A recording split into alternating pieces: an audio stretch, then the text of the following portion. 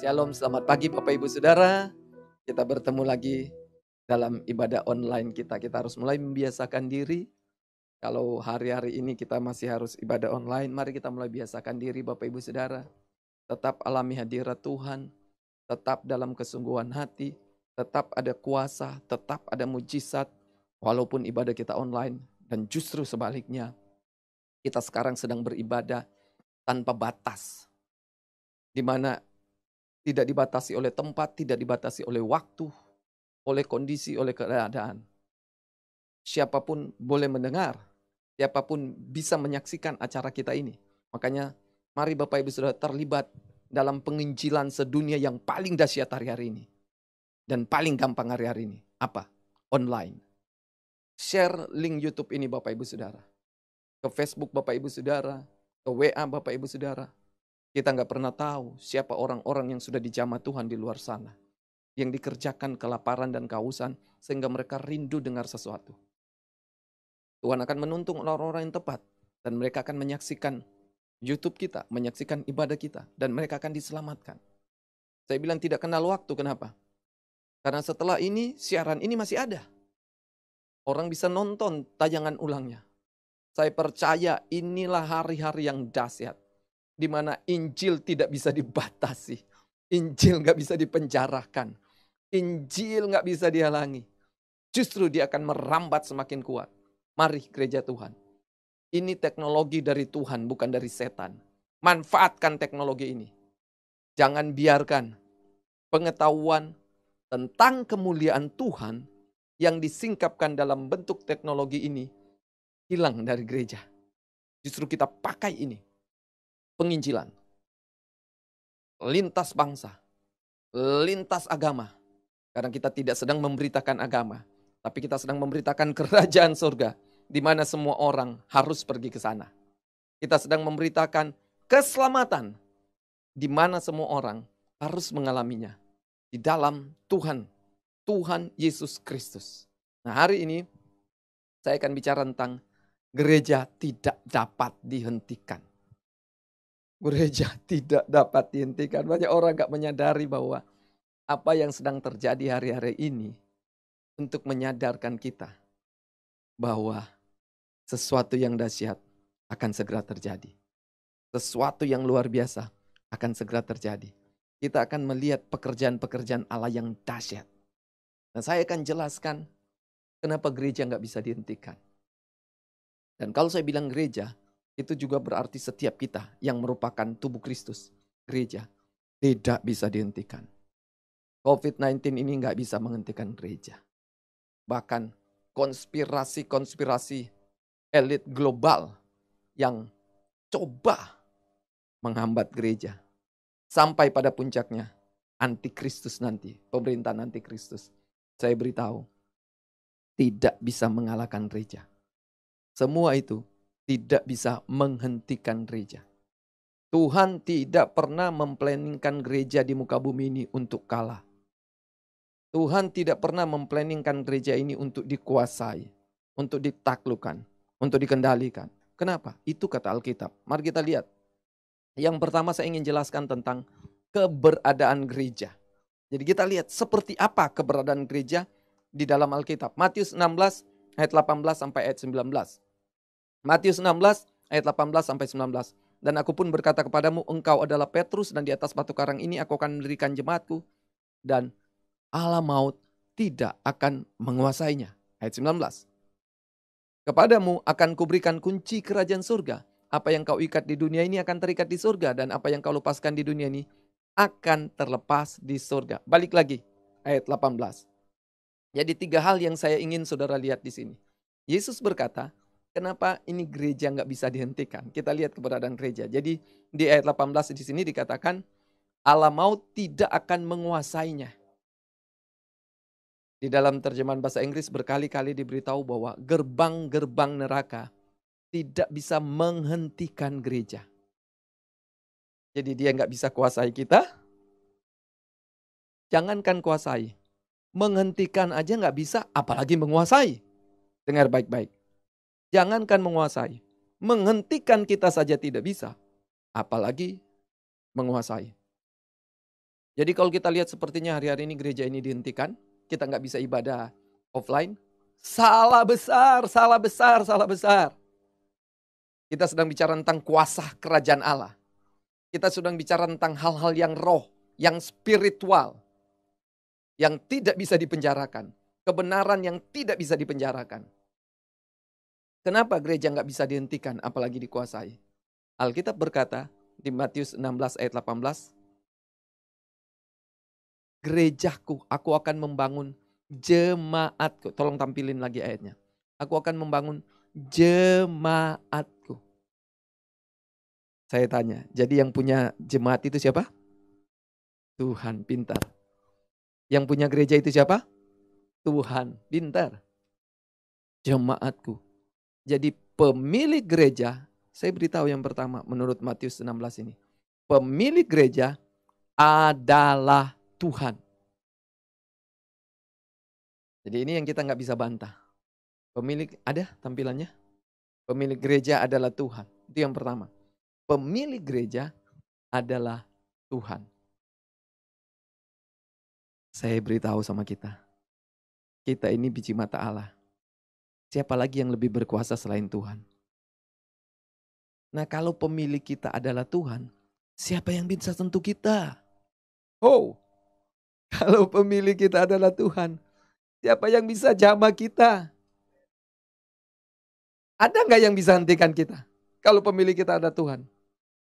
Dia akan berhadapan dengan pemilik kita, dengar. Setan harus berhadapan dengan pemilik kita, yaitu Tuhan. Bukankah ini luar biasa? Ini yang kita nggak sadari hari-hari ini.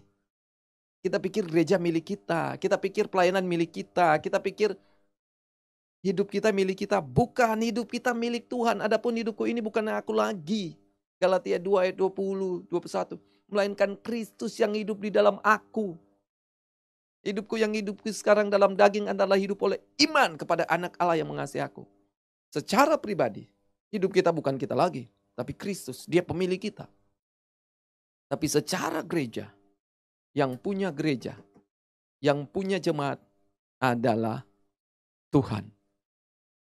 Jadi saudara mau kemanapun, pemilik kita adalah Tuhan. Yang punya langit bumi ini siapa? Tuhan juga.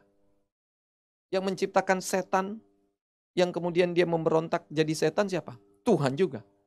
Tidak mungkin yang diciptakan lebih hebat dari penciptanya. Tidak mungkin yang diciptakan lebih hebat dari Tuhan yang menjadikan dia. Jadi saya beritahu, nggak usah takut. Kita nggak bisa dihentikan. Kenapa? Karena siapa pemilik kita? Kita adalah milik Tuhan. Yang kedua, kita bisa lihat di situ. Waktu Petrus berkata, engkau adalah Mesias anak Allah yang hidup. Ini bicara tentang pewahyuan. Yesus bilang, berbahagialah engkau Simon bin Yunus, sebab bukan manusia yang memberitahukan kepadamu, tapi Bapa di surga. Itu namanya pewahyuan. Jadi kita harus lihat keberadaan gereja kenapa nggak bisa dihentikan. Gereja dibangun di atas pewahyuan. Pewahyuan apa? Firman Tuhan. Di atas batu karang ini aku akan membangun jemaatku. Batu karang bicara tentang Yesus. Tapi batu karang juga bicara tentang firman. Yesus bilang di atas pewahyuan bahwa Yesus adalah Tuhan. Aku akan membangun jemaatku. Dan terus menerus gereja mulai dibangun, yang paling dasar adalah Yesus adalah Tuhan. Itu paling dasar. Kemudian kita akan lihat kebenaran-kebenaran yang akan terus dibukakan. Jadi hari-hari ini kita akan melihat ada banyak sekali pewahyuan-pewahyuan yang Tuhan akan nyatakan atas hidup kita. Sehingga kita tidak bisa dihentikan. Jadi dapatkan pewahyuan, rindukan pewahyuan dari Tuhan. Yang ketiga, yang saya ingin jelaskan dan ingin sangat penting. Di ayat 19 tadi, kepadamu telah kuberikan kunci kerajaan surga. Apa yang kau ikat di dunia ini terikat di surga, apa yang kau lepaskan di dunia ini terlepas di surga. Jadi yang ketiga, kunci kerajaan surga. Kita lihat tentang keberadaan gereja. Gereja sudah diberikan kunci kerajaan surga. Ini bicara tentang apa? Ini yang bicara tentang pertama pujian penyembahan. Jadi kunci kerajaan surga itu pujian penyembahan. Di dalam Mazmur 8 ayat 3, di situ dikatakan, dari mulut bayi-bayi dan anak-anak yang menyusu telah kau letakkan dasar kekuatan karena lawanmu untuk membungkam musuh dan pendendam. Lihat, membungkam musuh dan pendendam. Dasar kekuatan karena lawan kita. Jadi Tuhan kasih dasar kekuatan kepada setiap kita sejak dari bayi, di dalam mulut bayi-bayi, karena lawan kita. Menurut Matius pasal 21 ayat 18, Yesus menjelaskan bahwa di dalam mulut bayi itu telah diletakkan. Oh shish, salah. Ayatnya salah. Matius 21. Saya lihat dulu.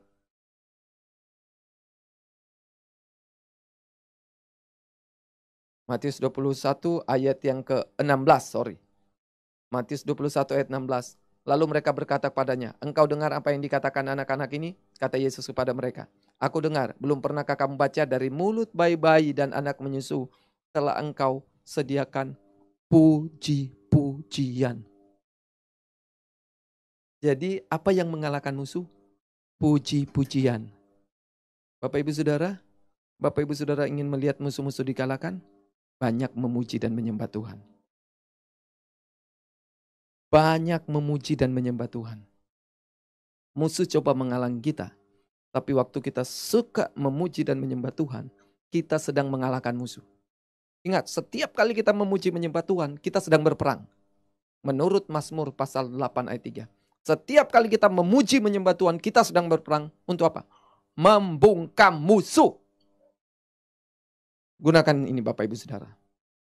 Di tengah pandemi COVID-19 ini, di tengah rancangan jahat kuasa iblis yang bekerja lewat oknum-oknum tertentu, gunakan pujian penyembahan untuk membungkam musuh. Kemudian ini juga bicara tentang doa.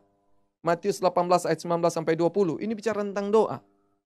Kuasa mengikat melepaskan. Dan lagi aku berkata kepadamu, ini kedua kali Tuhan Yesus bilang tentang mengikat melepaskan. Dan lagi aku berkata kepadamu, jika dua orang, ayat 18. Ayat 18. Ayat 18 dulu. Matius 18 ayat 18.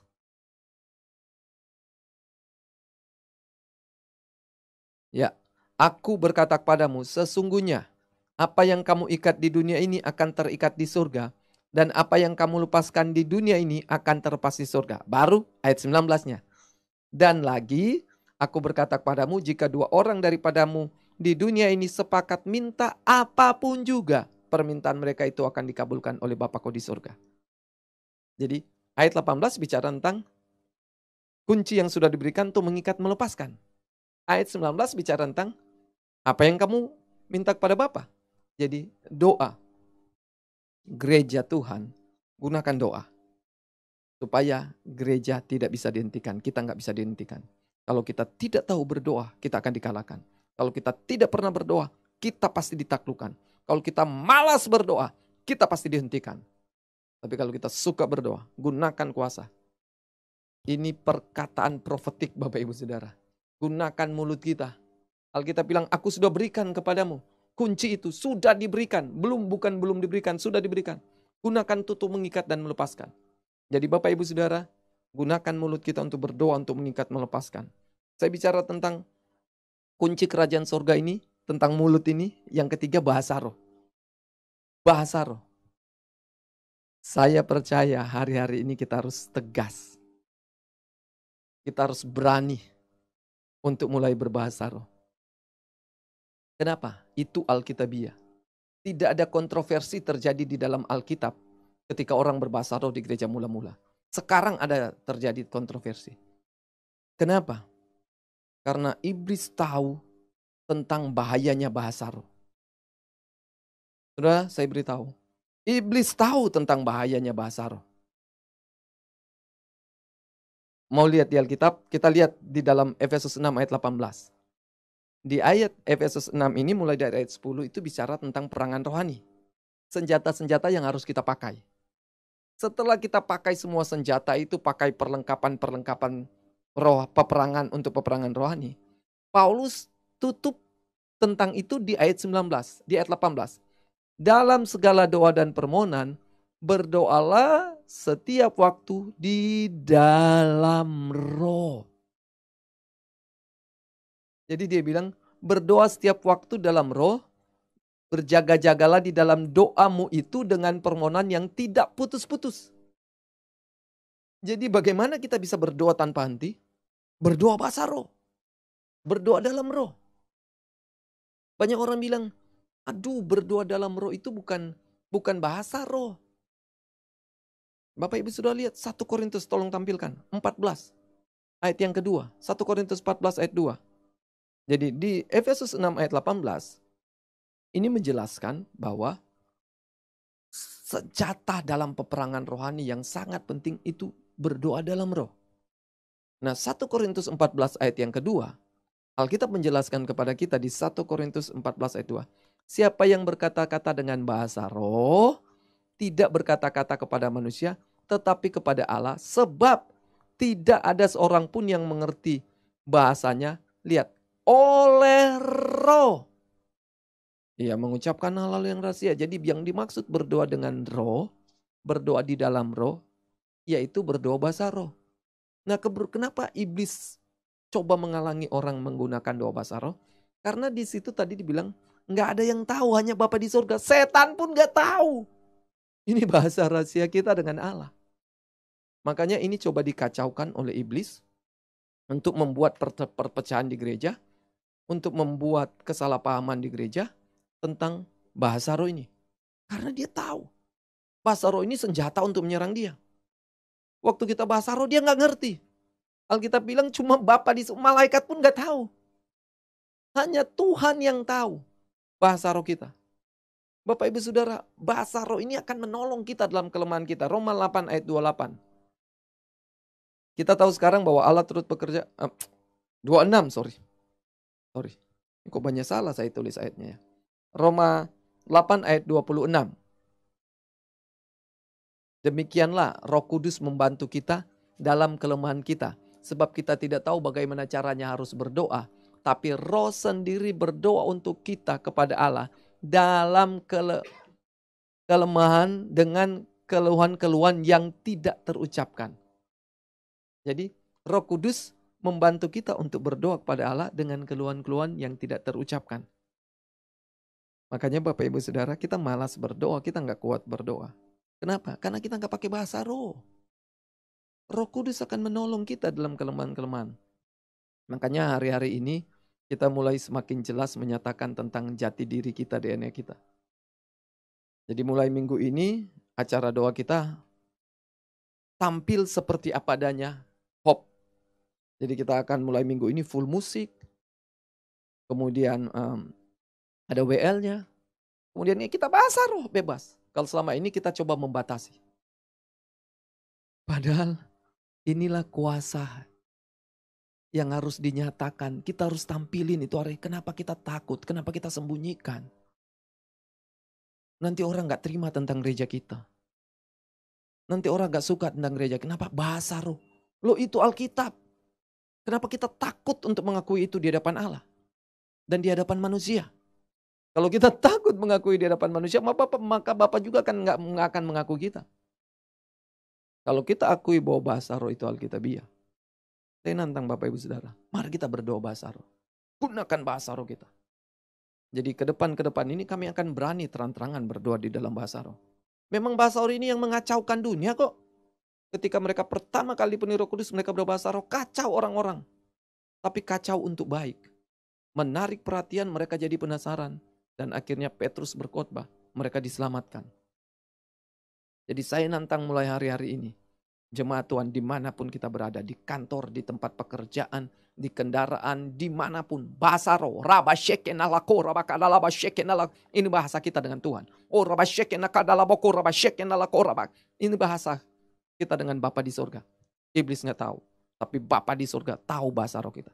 Bahasa roh ini sangat powerful, sangat berkuasa. Itu sebabnya iblis coba menipu. Dia membuat tipuan-tipuan, terjadi perpecahan dalam gereja. Mereka mulai bilang sesat. Kenapa? Mereka nggak mau baca Alkitab, mereka ikut aturan denominasi. Mereka tidak mau baca Alkitab, itu terang-terangan dibilang di dalam Alkitab tentang bahasa roh ini. Kalau kamu berdoa dalam roh, kamu berdoa bahasa roh. 1 Korintus 14, baca itu ayat 13, 14, 15. Aku berdoa bahasa roh, aku menyembah dalam roh.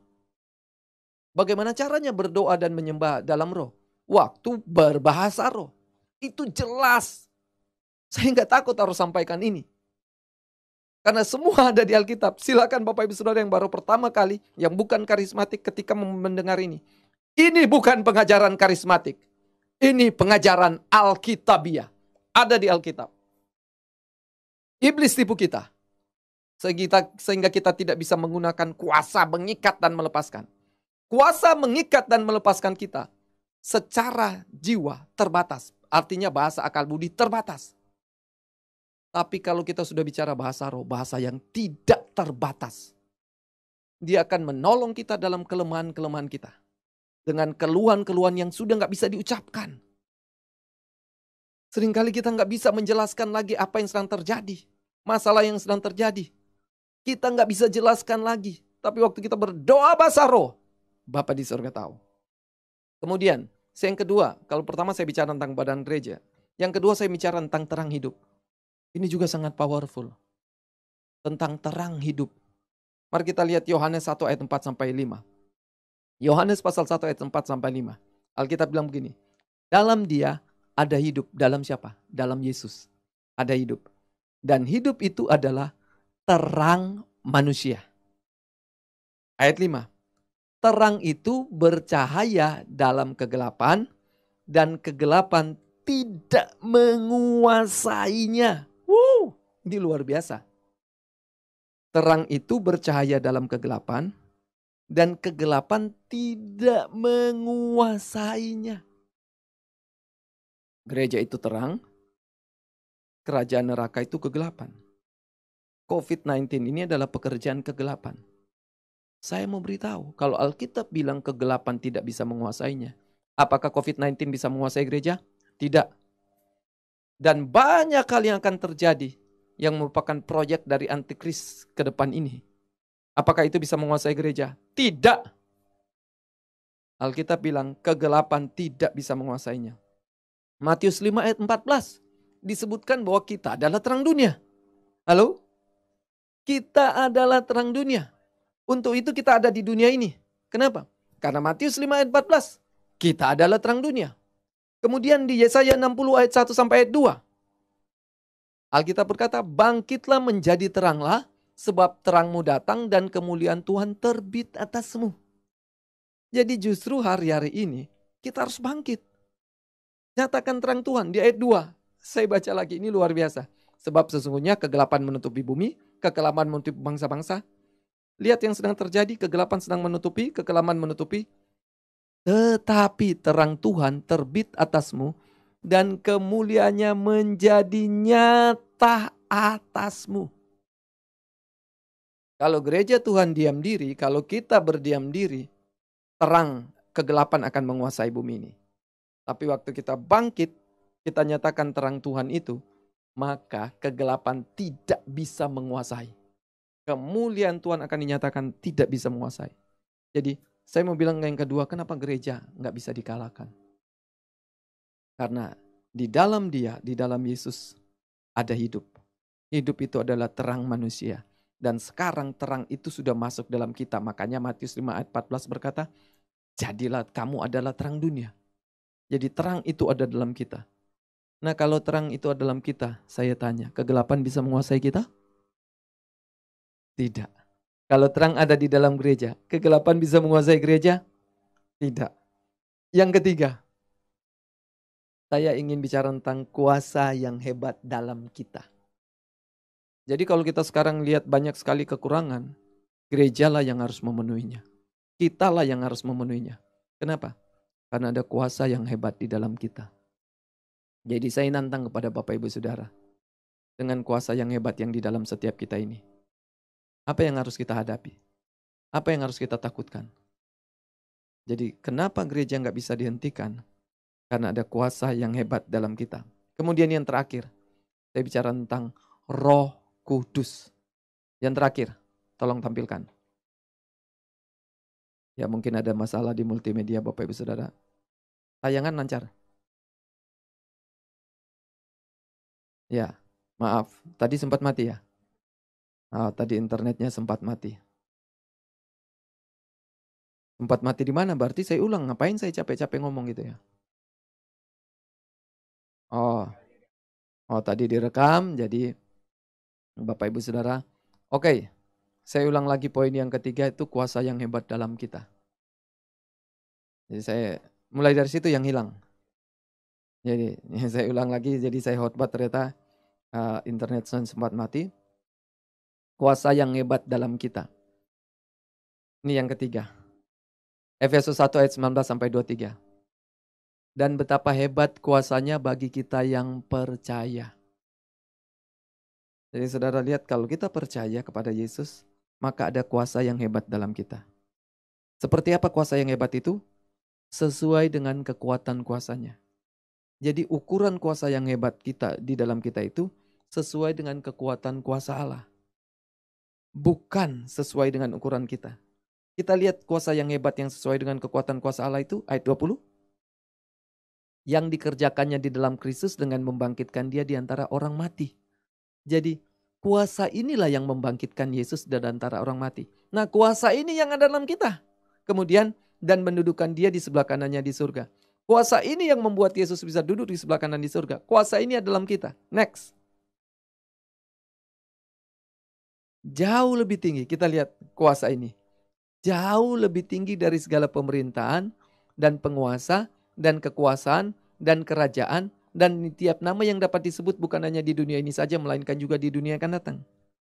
Jadi kuasa ini jauh lebih tinggi yang membuat Yesus itu jauh lebih tinggi dari setiap pemerintah, penguasa, kerajaan dan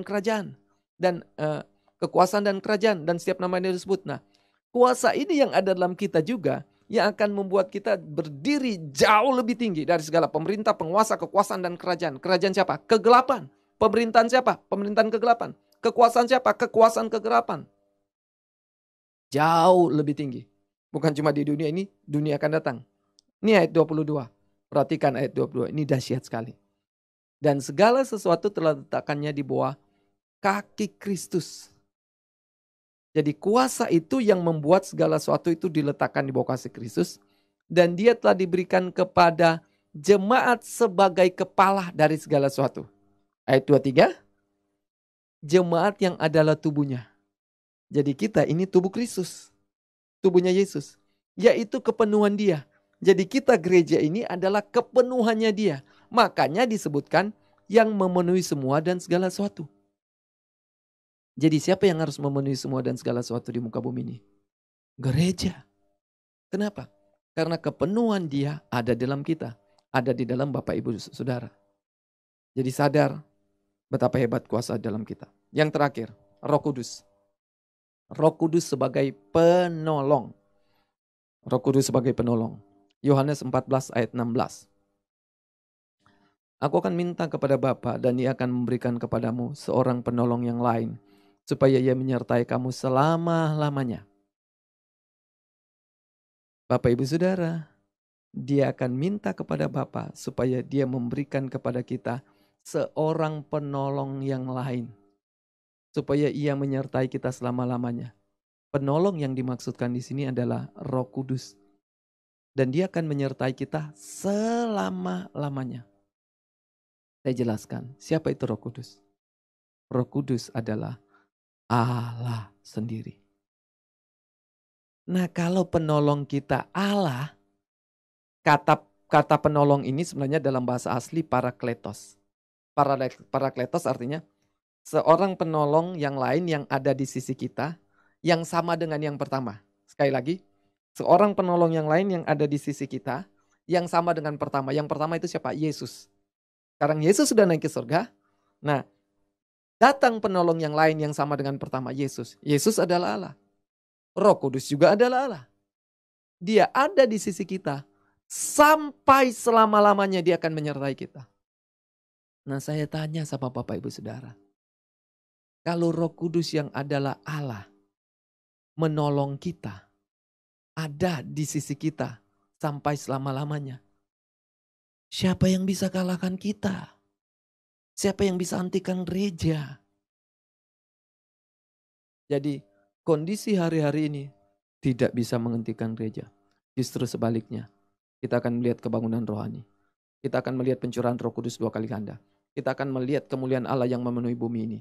Kita akan melihat penuaian jiwa-jiwa yang dahsyat. Kita akan melihat kekayaan bangsa-bangsa mengalir dalam rumah Tuhan. Kelimpahan akan terjadi. Kita akan melihat perkara-perkara supranatural. Saya percaya itu, saya percaya itu, saya percaya itu karena itu ada di Alkitab.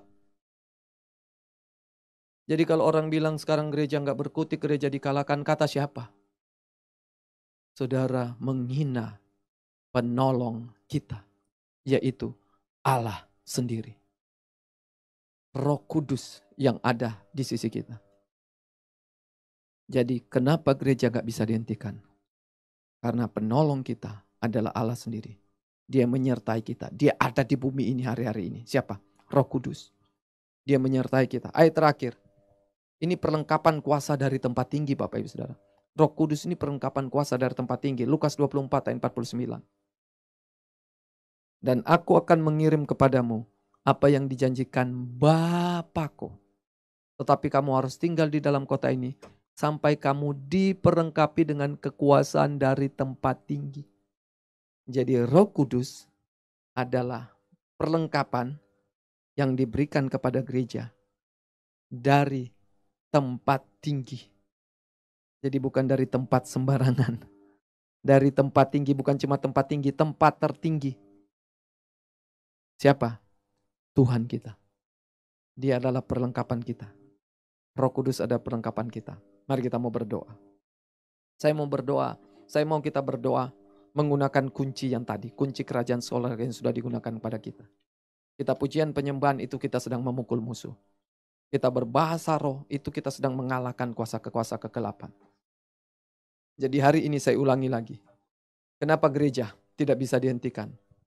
Karena saudara tahu keberadaan gereja yang pertama. Pemilik gereja adalah Tuhan. Kalau dia pemilik kita, siapa yang berani sentuh? Siapa yang berani senggol? Siapa yang berani halangi? Kemudian yang kedua, kita belajar tentang pewahyuan.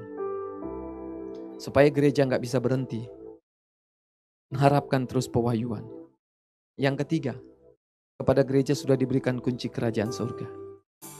Gunakan kunci kerajaan surga ini. Lewat pujian penyembahan, lewat doa, lewat bahasa roh. Kemudian alasan kedua, kenapa gereja gak bisa dihentikan? Karena terang hidup ada dalam kita. Yohanes 1. Dia adalah hidup. Dan hidup itu adalah terang manusia. Terang yang di dalam kita. Alkitab bilang di Yohanes 1 tadi. Kegelapan tidak bisa menguasainya. Jadi kalau ada terang Yesus dalam kita. Ada hidup Yesus dalam kita. Kegelapan gak bisa menguasai. Makanya apa yang harus gereja lakukan saat-saat ini? Bangkit menjadi teranglah. Lihat kegelapan, lihat kekelaman memenuhi bumi ini. Gereja Tuhan gak boleh tinggal diam.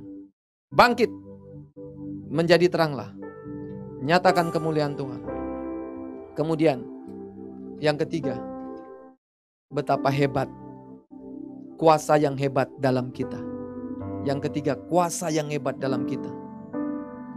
Kita harus sadar, di dalam kita ada kuasa yang hebat. Sesuai dengan kekuatan kuasanya. Yang sudah membuat Yesus bangkit dari antara orang mati. Kuasa yang sama yang membuat Yesus duduk di surga. Kuasa yang sama yang membuat Yesus menaklukkan segala kuasa, segala kekuasaan, segala pemerintahan. Segala nama yang dapat disebut di dunia ini dan di dunia akan datang. Nah, kuasa yang sama itu sudah diberikan pada kita. Kita adalah kepenuhan Kristus. Kita adalah tubuh Kristus, kepenuhan Dia yang memenuhi semua dan segala sesuatu. Lewat gerejalah semua akan dipenuhi. Lewat gerejalah penuaian jiwa-jiwa akan dipenuhi. Lewat gerejalah kekayaan bangsa-bangsa akan dipenuhi. Lewat gerejalah perkara-perkara supranatural akan dinyatakan. Lewat gerejalah kemuliaan Tuhan akan memenuhi bumi ini. Jadi jangan mau kalah. Dan yang terakhir, ada Roh Kudus sebagai penolong. Roh Kudus itu adalah Allah sendiri. Kalau Allah penolong kita, siapa yang bisa kalahkan kita? Jadi hari ini apa yang kita lakukan? Bangkit. Praktekkan. Beberapa menit ke depan ini, saya mau mengajak kita mau menyembah Tuhan, gunakan kunci yang diberikan di dalam mulut kita untuk membungkam musuh dan pendendam. Gunakan kunci dalam mulut kita untuk melakukan peperangan-peperangan rohani. Gunakan kunci dalam mulut kita untuk mengikat dan melepaskan. Waktu kita berdoa bahasa roh, waktu kita memuji menyembah Tuhan, iblis dikalahkan, gereja Tuhan dibangkitkan, jiwa-jiwa diselamatkan, kemuliaan Allah dinyatakan, kebangunan rohani terjadi, penuaian jiwa-jiwa terjadi, kegelapan yang memenuhi bumi ini, kekelaman yang menutupi bumi ini disingkirkan.